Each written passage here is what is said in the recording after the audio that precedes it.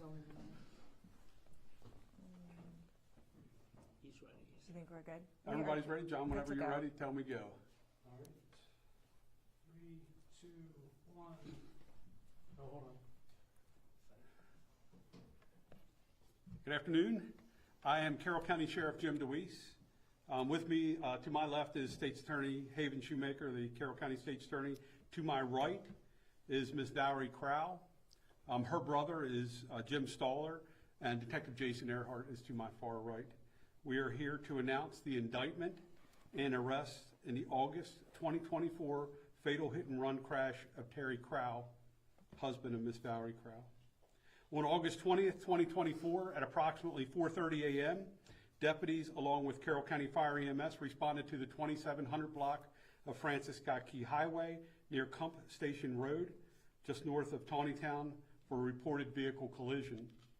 When first responders arrived, they found an abandoned black Infiniti QX60 XUV, which had collided with a yellow Harley-Davidson motorcycle. The crash resulted in the death of the motorcycle operator, 55-year-old Terry Crowell of Taneytown, Maryland. Deputies learned that the Infiniti SUV was stolen from an auto body repair shop on Dundalk. Vehicles were stolen from A&B Auto Body and Repair Shop on Dundalk Avenue by an organized group of thieves on Sunday, August 18th, 2024, 2 days prior to this fatal crash. Shortly after the crash, investigators learned that a white van owned by a local electrician and parked in front of his house was stolen close to the crash scene. A license plate reader on Wilkins Avenue in Baltimore scanned the tag at approximately 5:50 a.m. from the stolen van, around 2 hours after the fatal collision on Francis Scott Key Highway. The stolen van was eventually abandoned and recovered in Baltimore City approximately 2 days after the fatal crash.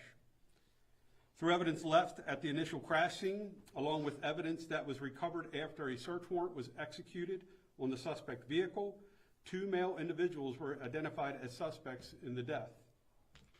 After extensive interviews, forensic analysis, and DNA recovered from the scene, Darius Deontay Bond was identified as the driver of the vehicle that struck and killed Terry Crowell.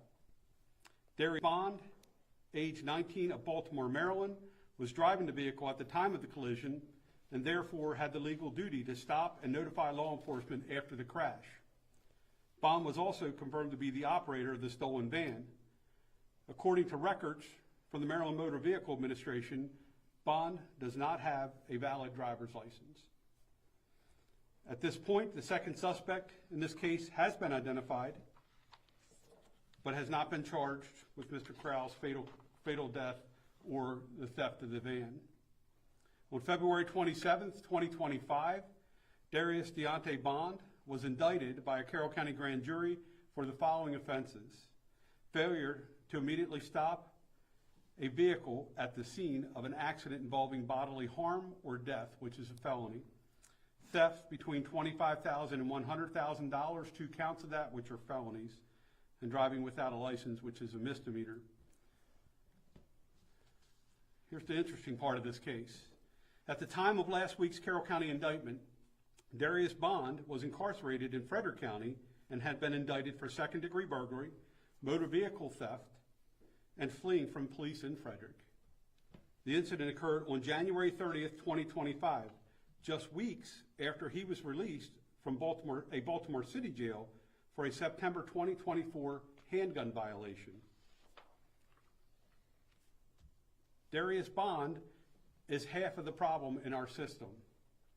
The other half of the problem is any delegate or senator that passed legislation to make it difficult to hold individuals like Mr. Bond accountable for their criminal activity. The governor for signing legislation that makes us all less safer. The DJS secretary for doing such a poor job with violent juvenile offenders. And any judge that thought this individual should be released from jail to accumulate more victims. You are all indirectly responsible for Mr. Crowell's death. Now, before you say, man, this sheriff sure is awful hard on this misguided youth, you would be wrong.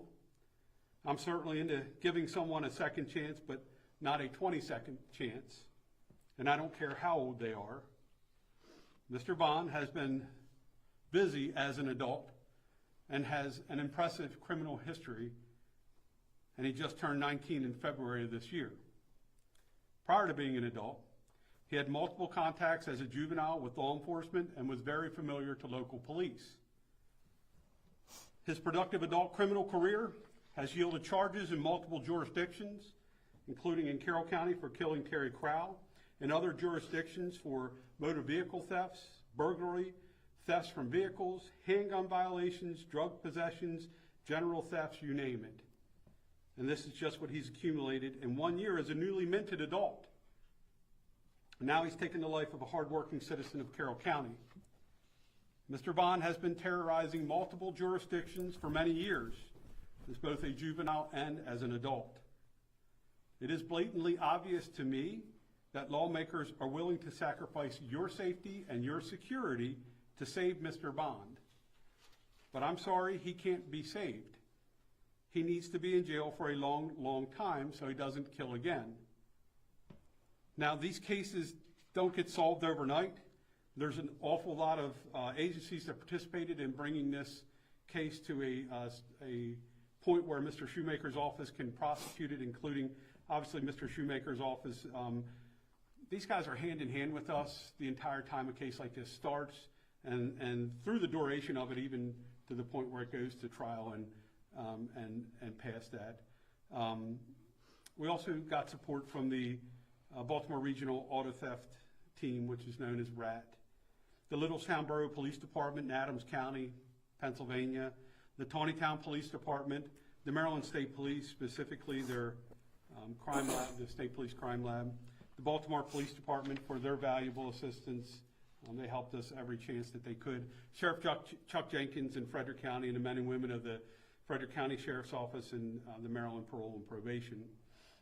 And lastly, before I turn it over to Mr. Shoemaker, and I'll certainly answer any questions that you guys have, I want to thank Detective Jason Earhart is all the way to the far right of me.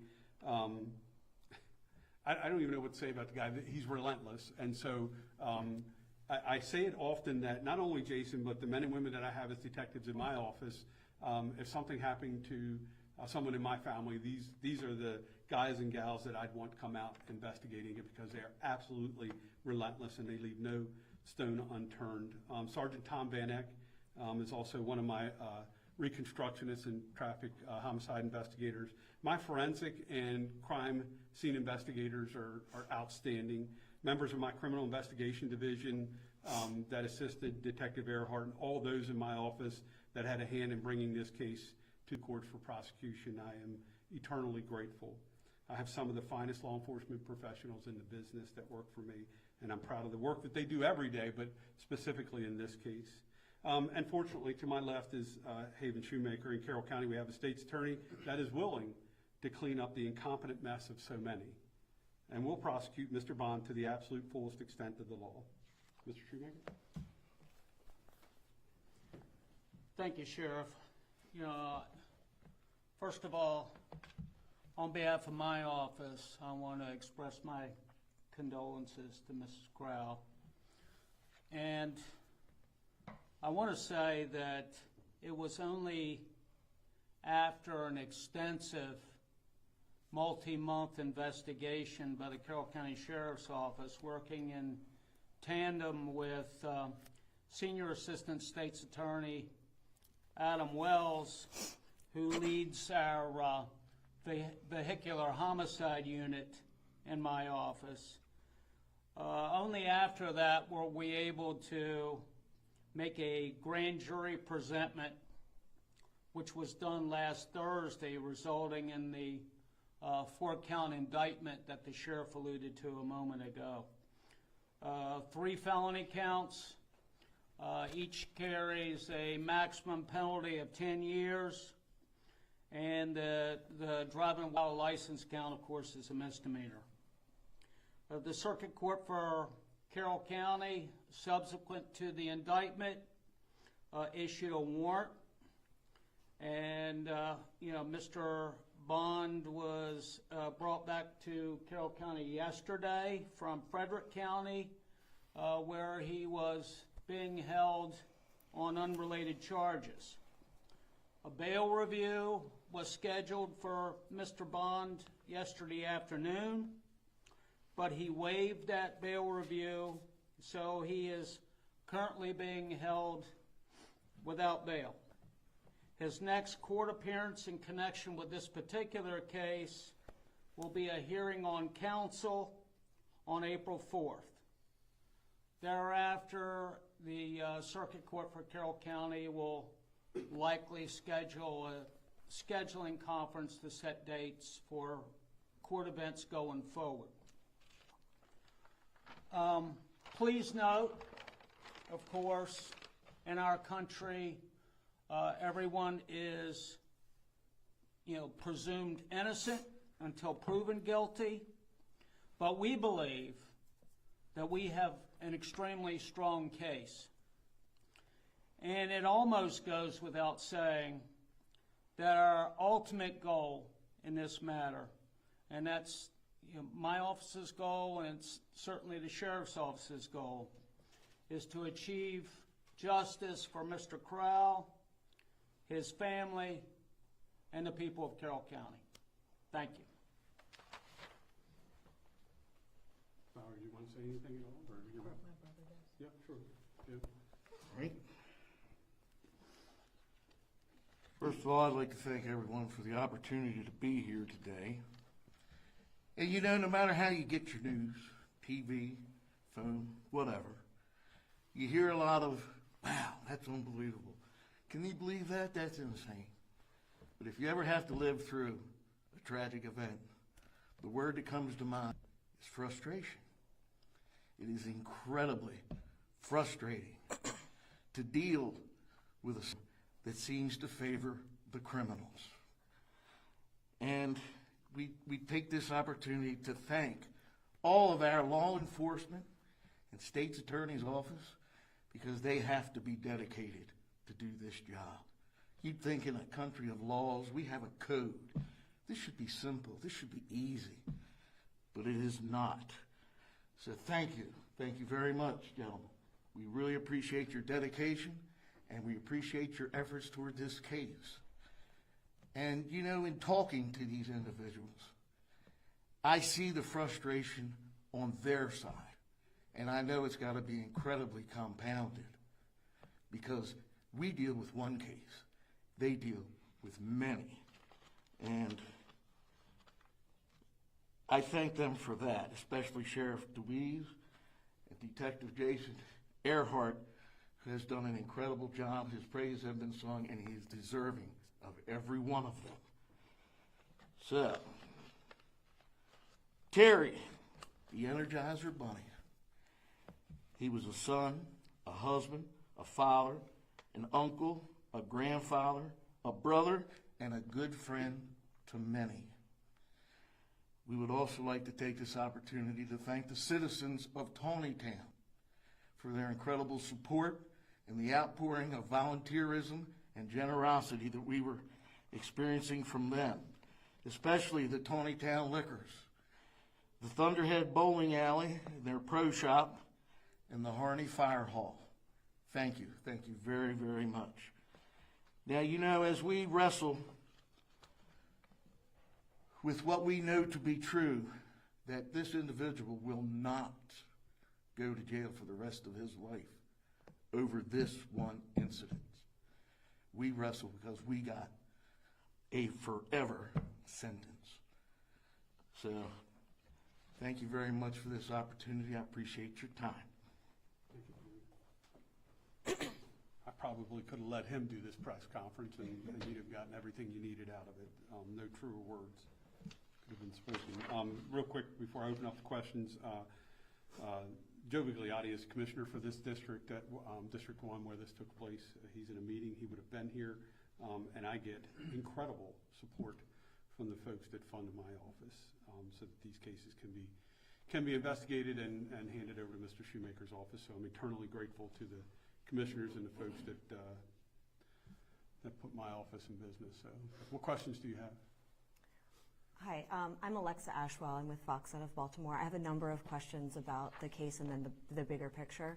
So I'll start with the case. So the belief is that Mr. Bond stole a car out of Baltimore County. That was the vehicle that was involved in this fatal hit and run. And then they stole the van that was later found in Baltimore City. Do I have that correct? Correct. You guys actually did a story on the original theft that took place. That was all on camera inside of the auto repair shop on Dundalk Avenue, where I think it was a pickup truck plowed through a garage door, and then like ants, people ran through this place and stole BMWs, Jaguars, and of course this Infiniti.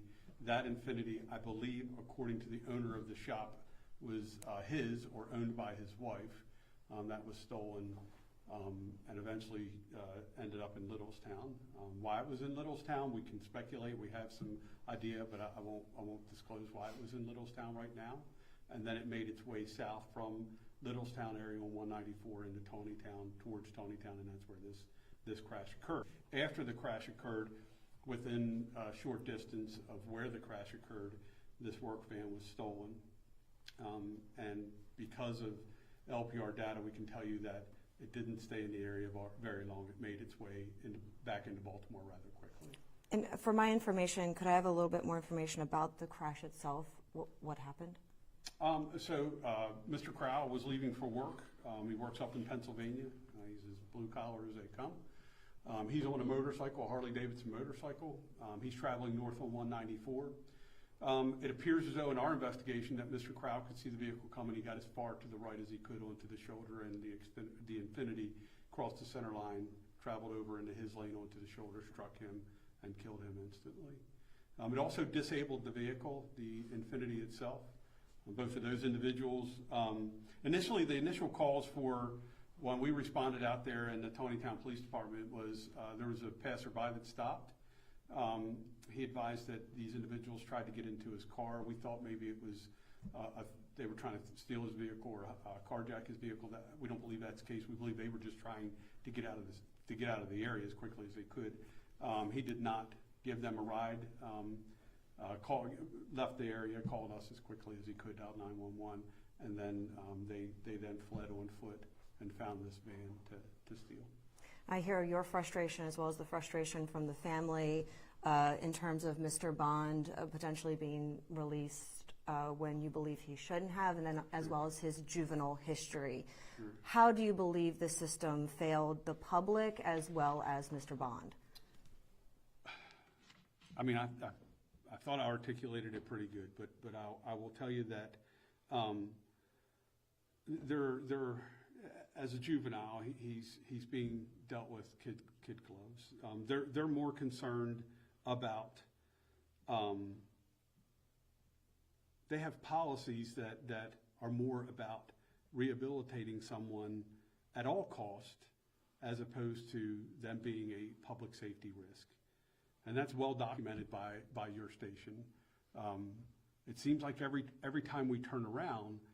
You guys are reporting a story where someone has a GPS on them and they're committing a crime and they're supposed to be monitored and tracked by DJS or as an adult by another company that's a private entity that's supposed to monitor and track individuals, but yet they are still out. And then when we find out what they're got an ankle bracelet for, it's usually for something violent, and it defies any logic. And so this is what we're seeing time and time and time again. Individuals that have a violent past somehow show up in not only my jurisdiction, but even in Baltimore City. I can't believe that they're any more pleased with what's going on down there than I am out here in Frederick County, because you can take what happens in Baltimore City and multiply it by 100. That's what they're experiencing. But it seems like time and time again, they always have a violent past. And this guy was only 18 years old and 6 months. And he was on a trajectory to just absolutely terrorize any community, and he didn't really seem to care that he was arrested by Baltimore, sat in jail for 6 months, released because he went right back to business, stealing cars in another jurisdiction. And he made a mistake because he came out here and he went to Frederick County. And I know the state's attorney in Frederick County, and I believe he'll prosecute this guy to the fullest extent, just like my state's attorney will. And it's a shame that it depends on what jurisdiction you go to, where there's no such thing as soft on crime out here. I don't believe Mr. Shoemaker even understands what a plea bargain is in cases like this, because I oversee the jail in this county, and I got a bunch of people waiting for trial because they should be put on trial for the crimes that they are committing, and he isn't willing to plea with them on anything that is right. So it's just a shame that you go from jurisdiction to jurisdiction, and Annapolis just can't seem to get it right. And Jim's right. I mean, they seem to pass laws that coddle criminals, and they seem to be okay with the fact that they're just creating a wake of victims day in and day out to save one person. And I'm sorry to tell them, not everybody can be saved. So you blame lawmakers as well as Vincent Schiraldi? Absolutely. Listen, Mr. Schiraldi is a horrible DJS secretary. I sent a letter to the governor, which was never responded to, on behalf of the Maryland Association. He is beyond a political liability for the governor. He is a public safety liability. He is putting us all at risk with his policies. You know that because you document it regularly. Annapolis knows that because they have him in front of them in the House Judiciary, I think yesterday, to discuss these things. And for some reason, his policies seem to be okay with the governor and his staff, because time and time again, we see that, listen, this Darius Bond didn't just show up at the age of 18 years. I know he didn't, because I know his track record. He didn't just show up at the age of 18 years old and 6 months and start running around with handguns, being involved in organized crime, stealing cars, killing people. That didn't just happen overnight. He's been doing this for quite some time. So how did it get to this point, and why? In your opinion, is it time for local jurisdictions to take control when it comes to consequences for juveniles? It sounds like an easy thing to say, is that we should take control. I don't know that Mr. Shoemaker wants to deal with juvenile offenders at his level, but he would probably. I will tell you that I don't have a juvenile offender crime issue in my county. I just don't. We deal with some anecdotal issues from time to time, but not at the level that I'm seeing east of here in larger jurisdictions. I think that instead of saying that, it's got to be a local thing that deals with it, the state's just got to get better at what they're doing and stop coddling people and really recognize the issue and talk to the experts about it. The numbers that Mr. Schiraldi gives are, it's voodoo. He's just making stuff up. It's a shame.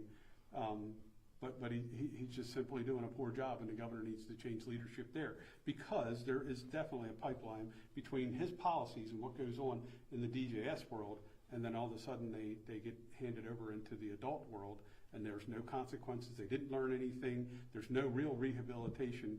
It's all that they're a public safety risk, and that's where we're at today. Hi, I'm Sharon. Hey, Sharon. Hi. Hi. With the Carroll County Times. I just want to go back to one thing.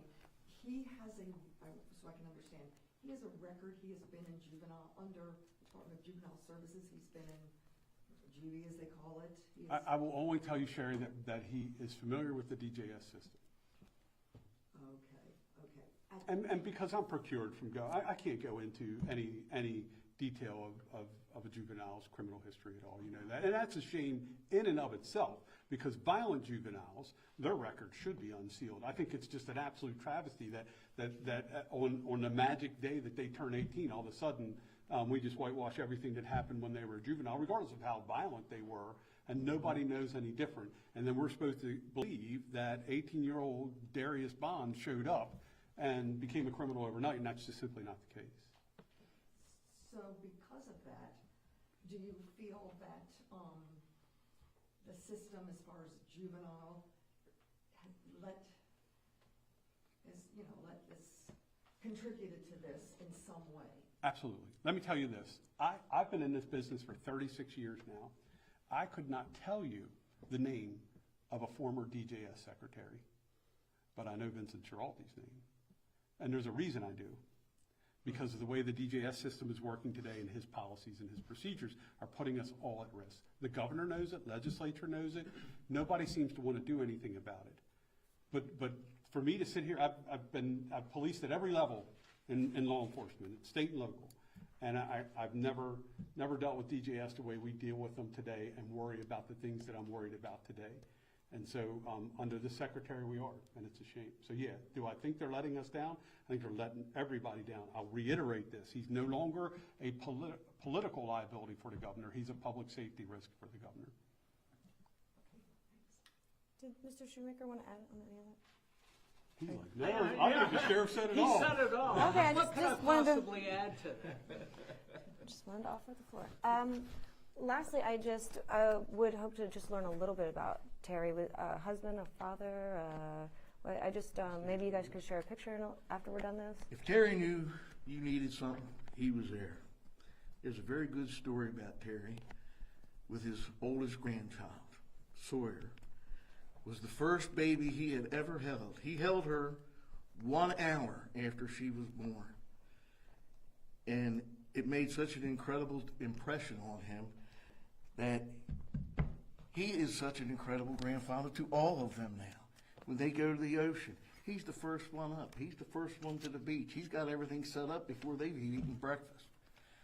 I mean, his energy level was just so incredible. Quick with a joke, his wit. I mean, we could get started over anything. He'd say something, I'd come back, we'd be bouncing back and forth, and we'd be laughing so hard. And one time, my daughter said, "Listen to you two, do you even hear yourselves?" I said, well, he can't help it, he was smitten. But I was smitten too, and so were most of the people that ever met him. That's how he was. In Taneytown, almost everybody knew him. On the day that the incident occurred, you could not believe the amount of people that were out trying to help and were searching.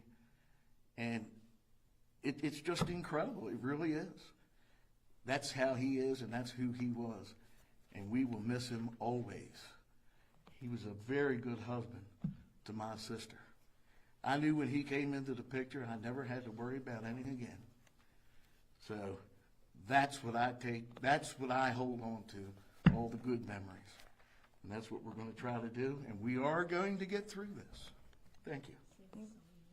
So Mr. Stoller and Valerie were thanking the Taneytown community, and I've lived here my entire life. So Taneytown is a western part of the county. As you go towards like Gettysburg, Emmitsburg, in that area, and a little bit further towards Gettysburg, up off of Harney Road, is the small community of Harney, and there's the bowling alley and the liquor store, and it's a strong, very tight-knit community. And when someone like Terry goes down or the Crow family needs help, you don't have to ask. I mean, they simply rally around a family like nothing I've ever seen, and I watched that over a period of time after Terry's death. And it's a unique community up in that part of the county. It's a good group of people. Anything else? Okay. Thanks, everybody. I appreciate you taking time.